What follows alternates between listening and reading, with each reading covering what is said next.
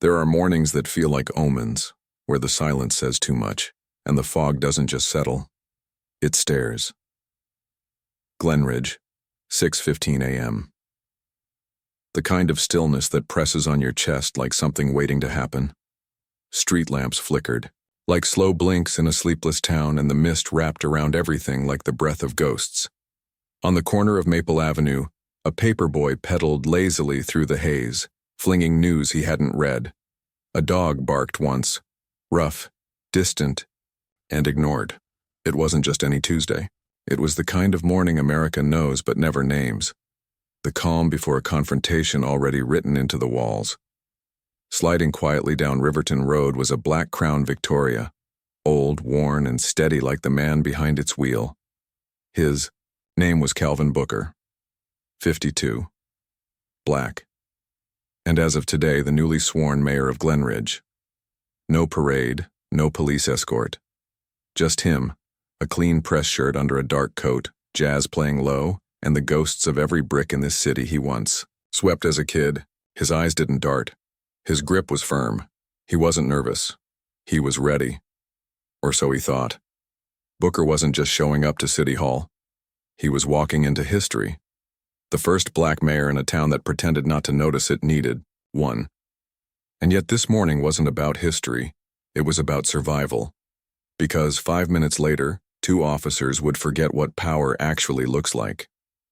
They'd forget their place, drunk on the badge and blind to the truth sitting behind the wheel of that Crown Vic. But first came the flicker of white in the distance. A police cruiser veering recklessly across both lanes. No sirens, no urgency, just entitlement in motion. Calvin squinted, jaw tightening, hands still at 10 and 2. He flicked his headlights once. Nothing. Twice. Still nothing. The third time was deliberate. Warning or courtesy, who's to say anymore? But the cruiser didn't slow. It weaved again like a kid drawing lines on someone else's road. Calvin reached calmly into his coat, retrieved his official badge, and laid it carefully on the dashboard. No need to say who he was yet. The badge would speak first. But badges don't mean much when the ones looking at them already decided you don't belong. Not in that car, not in that coat. Not in charge? As Calvin pulled in behind the cruiser, now drifting to the gravel shoulder near an abandoned gas station, the air thickened. The fog peeled back just enough to show cracked walls and silence. He parked. The engine idled.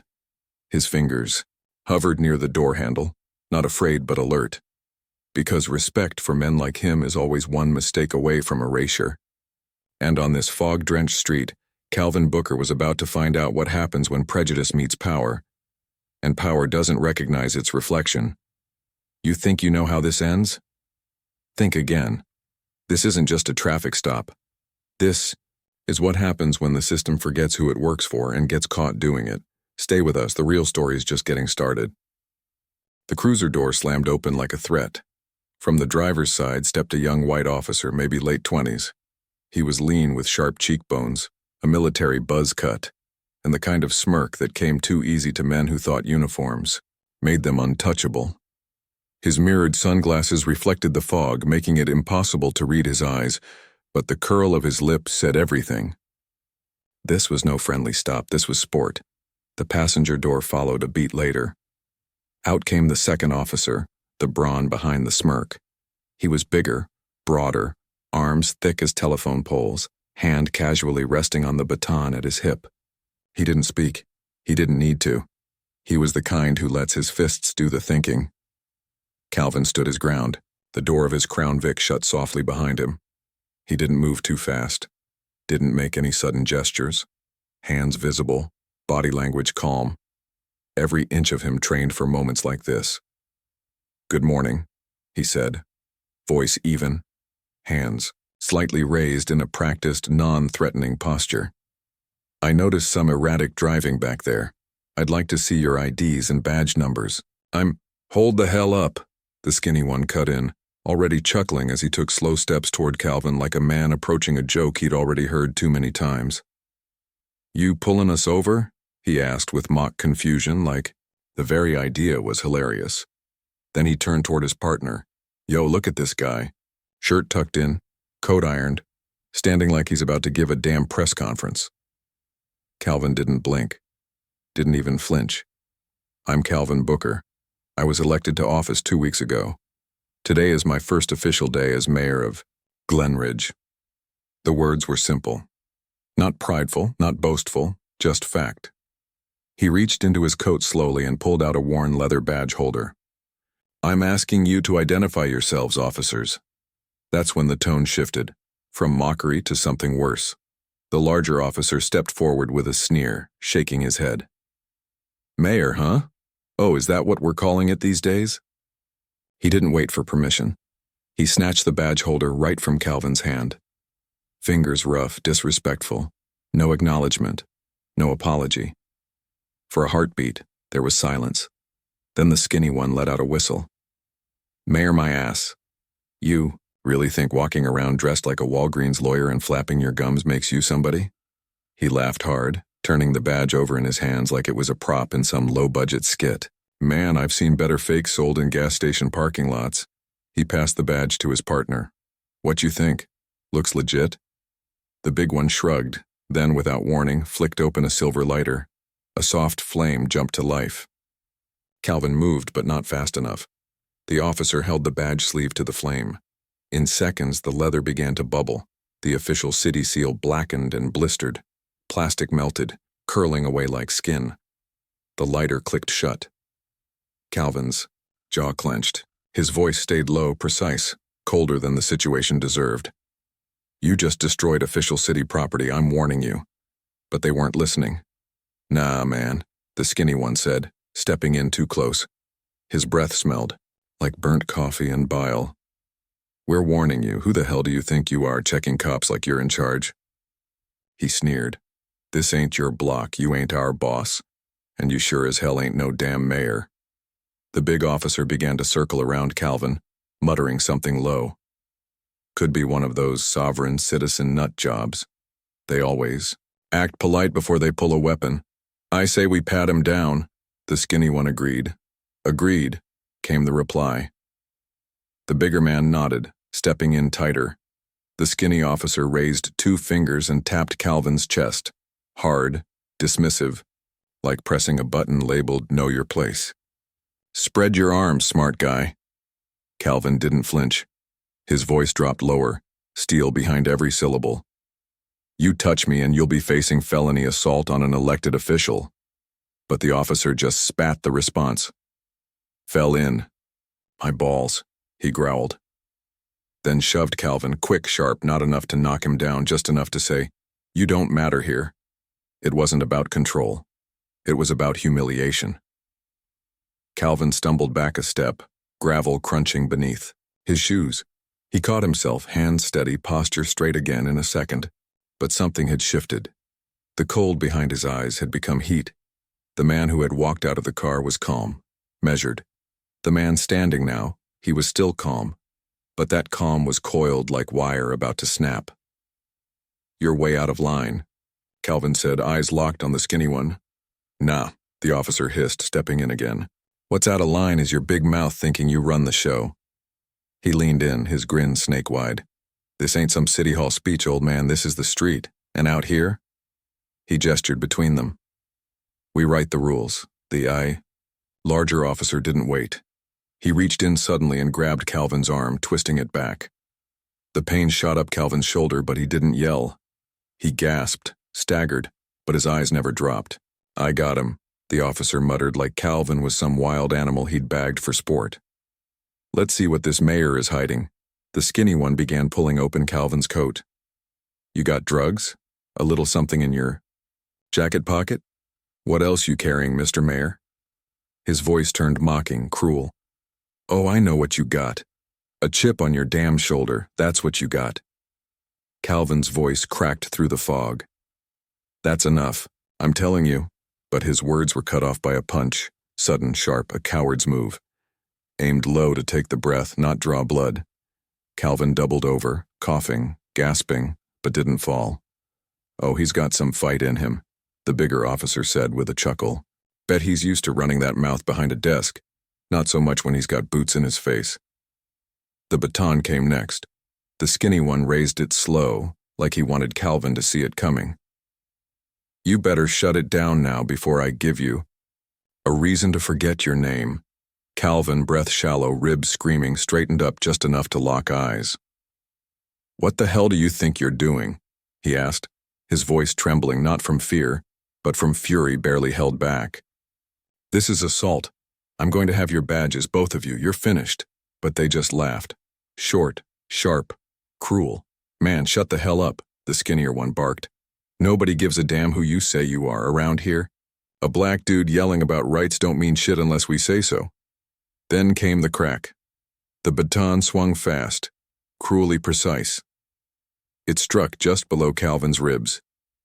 It didn't break skin, but it knocked the air clean out of him. He dropped, to one knee, hand bracing against the gravel, pain lighting up his side like a burning wire. His coat flared open. The melted ID folder slipped out, landing by his shoe, half destroyed but still legible. They didn't care.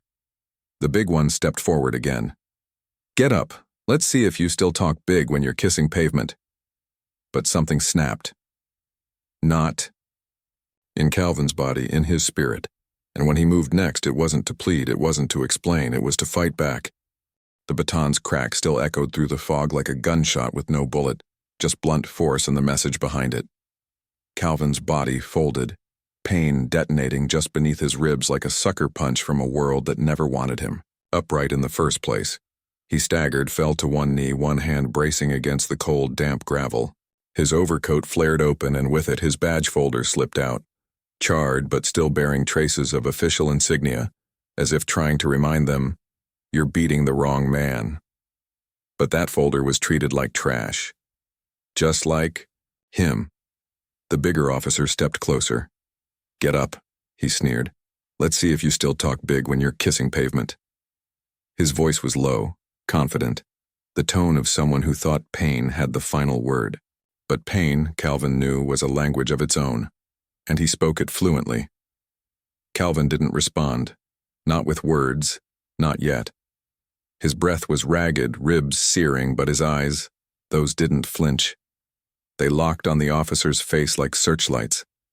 There wasn't fear there anymore, only fury. Cold, coiled, waiting for the right moment to ignite. The skinny one circled him again, swinging the baton casually like a kid with a toy he'd just learned could cause real damage. Oh, he's got some fight in him, he taunted, voice dripping, in sarcasm.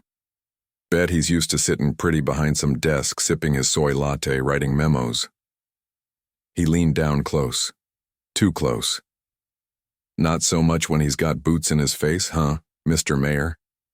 He laughed at his own words like they were punchlines in a joke only men like him found funny. Then he raised the baton again, higher this time, and that's when Calvin moved. Not fast, not wild, but deliberate, precise, with every ounce of strength. In his battered frame, Calvin lunged upward, both arms thrusting forward.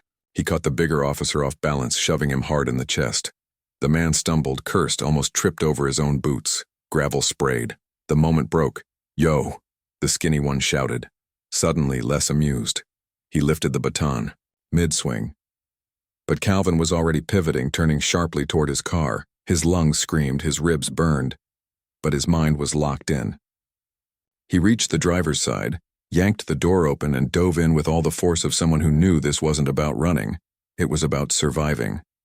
He slammed the door shut just as a boot scuffed across the rear bumper. Locks clicked. His heartbeat pounded louder than the jazz radio had ever played. Inside the car, the air was thin. Calvin was heaving, hunched over the steering wheel. His mouth was bloodied, his hands trembling, but his mind was diamond sharp. The officers didn't hesitate. They moved in like animals, fists slamming against the windows, boots kicking the door panels. Open this damn door, the skinny one screamed, his face twisted with rage. You think that glass gonna save your ass? The window shuddered under the pounding. Dull thuds echoed like war drums. Calvin didn't flinch. He didn't even glance toward them. Instead, he reached beneath the dashboard, a place only he, the elected mayor, had the authority to touch. His fingers found the microphone of the city's encrypted radio system. One click. Static. Then a sharp breath. "This is Mayor Calvin Booker," he said, voice low, steady despite the tremor hiding beneath it. "Badge number 2075. I am under physical assault by 2 Glenridge PD officers, requesting immediate emergency. Response, code black, I repeat, code black." Outside, the fists kept hammering. "Get out the car, you damn coward," one yelled. "You think you run this city?" Calvin ignored them. He pressed the mic again, voice quieter but sharper. "I am not armed. I am not resisting. I am being physically attacked. Officers are destroying city property and threatening. Violence. My location is Riverton and 9th. The thudding didn't stop. The car rocked with every hit. Calvin's breath caught in his chest as the bruises beneath his ribs throbbed like open wounds. But his grip on the mic never wavered. He stared forward, focused, unshaken. On the other side of the glass, their voices had turned to snarls, wild and vicious. He could see their mouths moving, slurs, threats, spit spraying against the window. But he couldn't hear them anymore. Not clearly, just the thudding of his own pulse in his ears. And something else. A sound.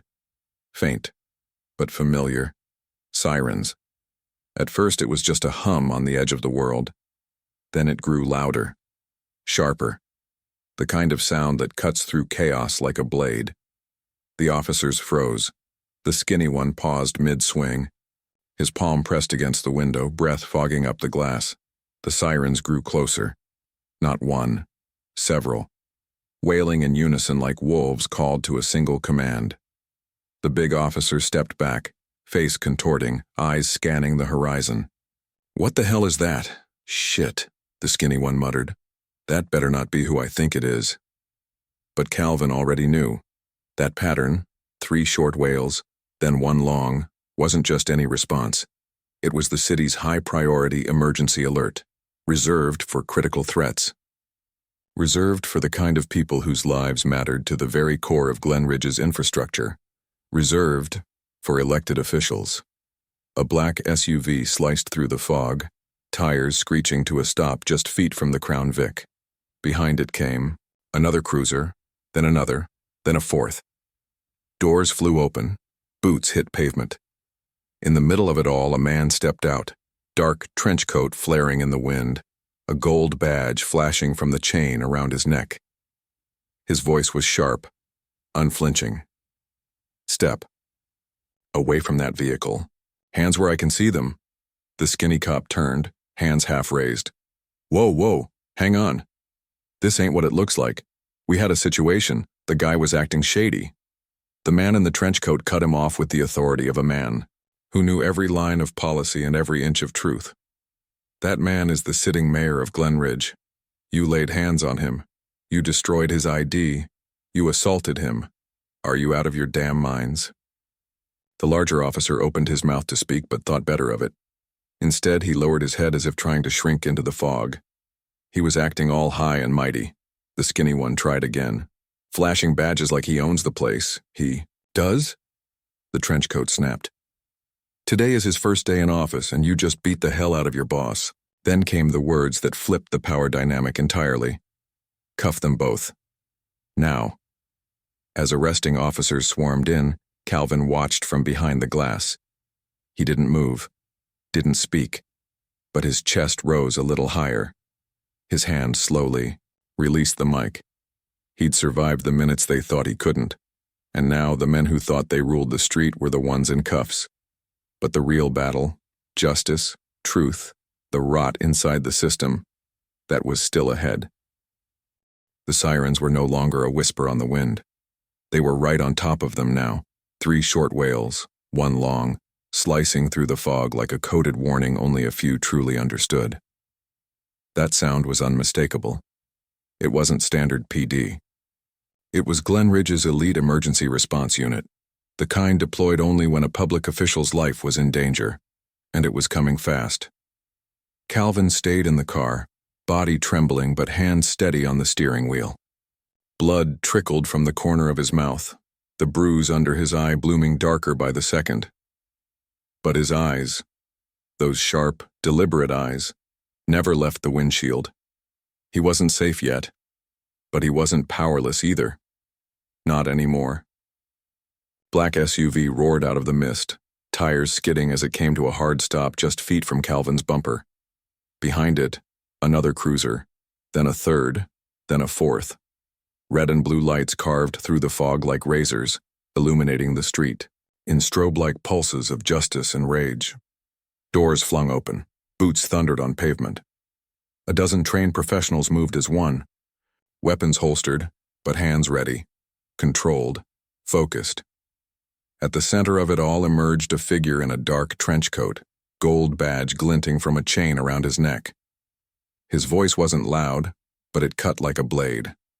Step away from that vehicle. Hands where I can see them. The two officers who just minutes ago had mocked, shoved, and struck froze mid-motion. Gone was the arrogance, the smirk. The skinny one's mouth opened, then closed again. His hands went halfway up, palms out like he could rewind what had just happened. "Whoa, hang on," he stammered. This ain't what it looks like. We had a situation. Guy was acting shady." The man in the trench coat stepped forward, eyes narrowing, voice now as sharp as the night. "That man," he said, gesturing to the Crown Victoria, "is the sitting mayor of Glenridge." Dead silence. "You put your hands on him," he continued. "You destroyed city-issued identification. You assaulted him. Are you out of your damn minds?" The larger officer took a half-step back as if the fog could somehow hide him now. "Nobody told us he was the mayor," he muttered. "He was flashing a badge, acting all high and mighty." "He does act like he owns the place," the skinny one blurted, pointing at the car like a tattling child. "He does," the lieutenant snapped. "Because he's your boss. Today is his first day in office, and you just beat the hell out of your boss." He turned toward his unit. "Cuff them. Both." There was no hesitation. Officers moved in, seizing both men, spinning them around and slapping metal to wrists. The skinny one barked, "We didn't even do nothing. He came at us." The cuffs clicked tight. "You're making a mistake," the big one growled, his face twisted in disbelief. "Guy talks too smooth, should have known it was one of them." Inside the Crown Vic, Calvin inhaled deeply through his nose, willing his ribs to cooperate. The adrenaline was beginning to fade, replaced by the sharp throb of pain and the slow return of sensation in his limbs. But through the windshield he watched it all unfold. Their cuffs, their protests, their panic. Lieutenant Rivera approached the driver's side, his trench coat whipping in the early morning breeze. He knocked gently on the window. Calvin unlocked the door with slow, deliberate motion. When it opened, Rivera crouched slightly, meeting him eye to eye. "Mr. Mayor," he said quietly. "I'm Lieutenant Rivera. We got your call. EMTs are on the way. Are you all right?" Calvin nodded once, voice rough but anchored. "I'll live." Rivera lowered his gaze, shame flashing across his features. "We're going to make this right, sir. I swear to you." Calvin didn't answer right away. His eyes drifted past Rivera to the two officers now being walked toward a squad car in cuffs, still mouthing off, still denying. But something in their posture had changed. For the first time in the last 15 minutes, they didn't look so sure of their place in the world. The ambulance lights arrived next, flooding the street in a sterile wash of white. EMTs rushed in, opening the passenger side and gently guiding Calvin out. He winced but didn't groan. Pain was familiar. Pain he could handle. As he was eased onto a stretcher, a cluster of movement caught his eye. A few feet away, a bystander, young, hoodie up, phone in hand, had been recording the entire scene. From the first baton swing to the moment of the arrests. The boy didn't say a word. Just stared, phone steady, lens wide open. That video would hit the internet before Calvin even made it to the hospital.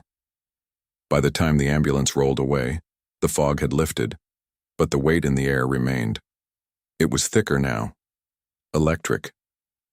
Like the hum before a storm. Local reporters began to appear, summoned by police chatter and neighborhood buzz. Cameras rolled, microphones hovered. The headline practically wrote itself. Mayor assaulted by own officers, body cam off, bystander livestream on. It didn't take long for it to spread. Twitter, Instagram, cable news. Within the hour, Calvin's face, swollen, bruised, bleeding, was everywhere. And so were the questions. Do they treat all black men this way, or just the ones in charge? At barbershops and churches, over breakfast tables and courthouse benches, people weren't just watching, they were talking. Heated, raw, hurt. If this can happen to him, they asked again and again, what chance do the rest of us have? Calvin wasn't just a man anymore, he was proof. Proof of every whisper turned warning. Proof that the system didn't just bend, it broke. That a badge doesn't always mean protection. Sometimes it makes you a target. Outside Glenridge City Hall, protest signs began to rise, some hand-lettered on cardboard, others sharp with ink and fury. Protect us from the protectors. We voted for justice, not blood. At the front of it all stood Rosa Daniels, 68, a retired teacher who had marched with Calvin's father during the sanitation strikes decades earlier. Her hands shook, but her voice didn't. She held a sign high above her head that read, "We built this damn city, we bled for it. We're done begging." And while two officers sat cuffed in the back of a holding cell downtown, still spewing delusions of innocence, the city outside wasn't waiting for permission anymore. It had seen too much, heard too much, felt too much. And now, it was ready to burn down the silence they'd lived in for far too long. But this was only the beginning. Calvin Booker wasn't just hurt, he was awake. And he wasn't alone anymore. The city did not sleep after that morning. The video of Calvin Booker's assault didn't just go viral. It ignited something older than outrage, deeper than protest. It resurrected memory. In barbershops and school auditoriums, on porch stoops, and subway platforms, the conversation shifted from "what happened" to "how long have we let it?"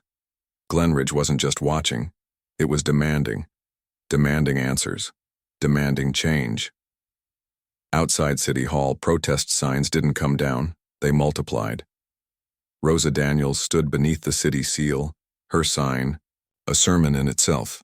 "We built this damn city. We bled for it. We're done begging." Beside her were nurses in scrubs, janitors with mop handles turned flagpoles, teachers on lunch breaks with bullhorns. Even a few off-duty officers stood quietly at the edge of the crowd, heads bowed, lips tight. The message was clear. This wasn't just about Calvin. This was about all of them. Then came the courtroom. It was packed. Wall to wall, aisle to aisle. Protesters, press, politicians. You could feel the tension crackling like electricity just before a lightning strike. When Calvin entered, the room didn't erupt. It hushed. No bandage on his brow now, just a fading bruise and a stare that could slice through doubt like glass. He walked past the officers who had once dragged him through gravel. This time, they didn't smirk. They didn't speak. They couldn't. The judge adjusted his robe, his gavel resting like a warning in his palm. The defense tried to spin the narrative. A misunderstanding, they claimed. Confusion under pressure. But when the prosecution played the video, not a single person breathed. No music, no commentary. Just the raw footage. Badge snatched, flames licking leather, baton cracking ribs. When it ended, there was no gasp. Just silence. The kind that makes even the guilty squirm. Then Calvin stood. No notes. No theatrics. Just truth. "I didn't pull them over because I was the mayor," he began. "I pulled them over because they were endangering others.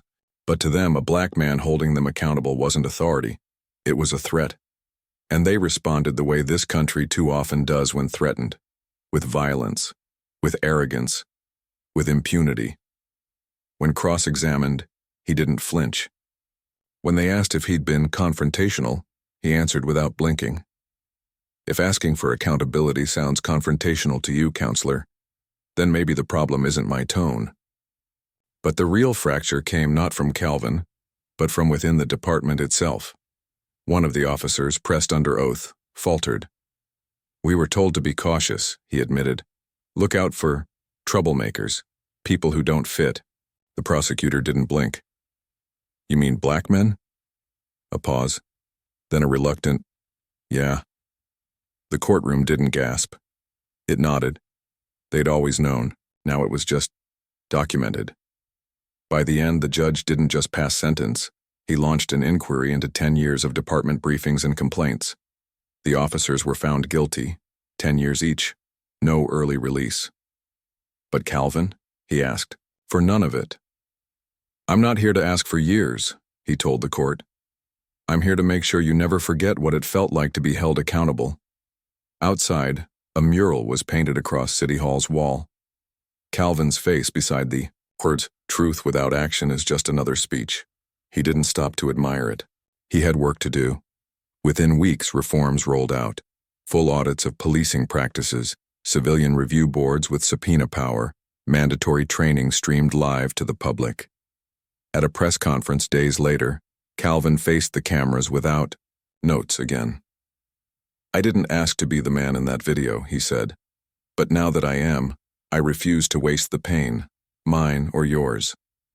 And still, resistance brewed in the shadows. Quiet pushback from those who preferred the silence. The good old boys who believed reform was betrayal. But this time, Glenridge wasn't whispering back, it was speaking, marching, demanding. A new city was forming. Louder, braver. And Calvin, he's not done.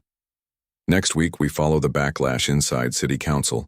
A leaked memo, a secret meeting, and one decision that could erase it all or finally lock it in. Comment if you believe. Accountability starts from the top. Subscribe and hit the bell to keep walking with us because the fight is far from over. Justice has awakened. Now we see who dares try to put it back to sleep.